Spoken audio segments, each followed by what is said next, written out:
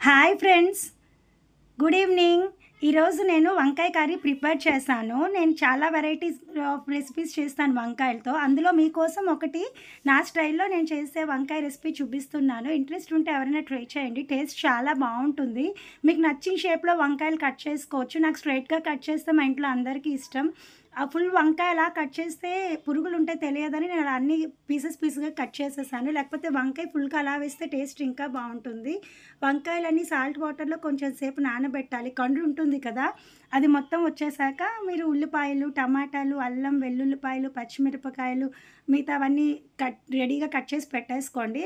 కొంచెం సేపు వంకాయలు వాటర్లో పెట్టేశాక కండ్రు అంతా వచ్చేస్తుంది కదా, అవి మళ్ళీ బాగా క్లీన్ చేసుకొని ఒక 2-3 టైమ్స్ వాటర్లో వేసి మళ్ళీ సాల్ట్ వేసి క్లీన్ చేసేసుకున్న తర్వాత ఇప్పుడు నేను చెప్పే విధంగా నేను ఇలా చాలా రెసిపీస్ చాలా వెరైటీస్ చేస్తే అందులో ఇది ఒకటి అనమాట.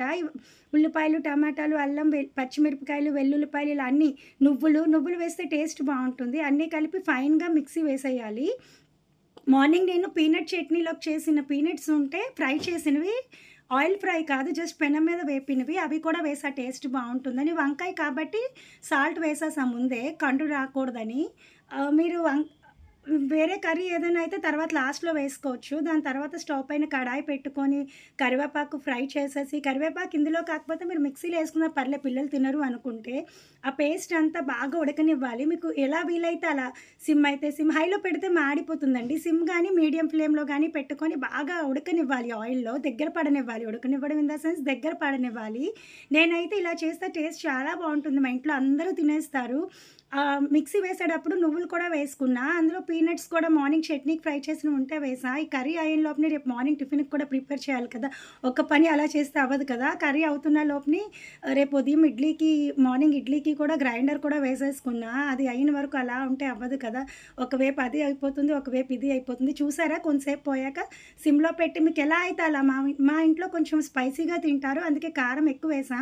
మీరు మీ టేస్ట్‌కి తగ్గట్టు సాల్ట్, కారం అడ్జస్ట్ చేసుకొని వేసుకోండి. ఇంత అని నేను చెప్పట్లేదు, ఎందుకంటే అవన్నీ క్వాంటిటీ బట్టి మీకు తెలుస్తుంది కదా. రోజు కుక్ చేసుకునేటప్పుడు ఎక్కువ తక్కువ తినేవాళ్ళు ఉంటారు సాల్ట్, కారం కదా. అందుకని నేను అవి చెప్పట్లేదు ఇంత మెజర్మెంట్ అని. మీ టేస్ట్‌కి తగ్గట్టు మీరు సాల్ట్, కారం వేసుకోవాలి. మధ్యలో కలుపుతూ ఉండాలి, లేకపోతే అడుగంటుకుపోతుంది.